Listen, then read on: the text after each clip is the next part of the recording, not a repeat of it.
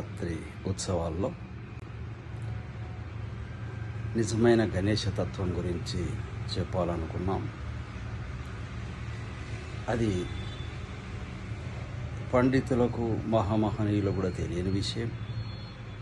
అయితే అట్టి వినాయక తత్వాన్ని ఇక నిమజ్జనం ప్రారంభమవుతుంది కనుక ఆ తత్వాన్ని ఈరోజు చెప్పాలనుకున్నాం. గణేశుని గురించి వినటం కాదు, గణేశుని చూడటం ఈ రోజున జరుగుతుంది.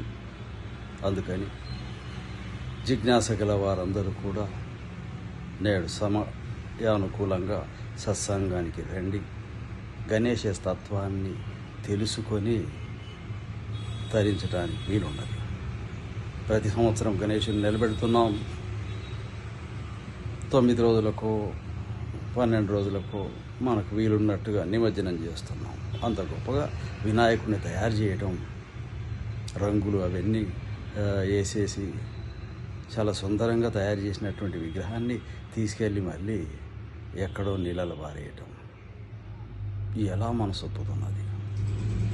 ఇది నిజంగా ఆ విగ్రహంలో ఉన్న విషయమా, నీ జీవితంలోని సంగతి అనేటటువంటి జ్ఞానాన్ని తెలుసుకొని తరిద్దాం.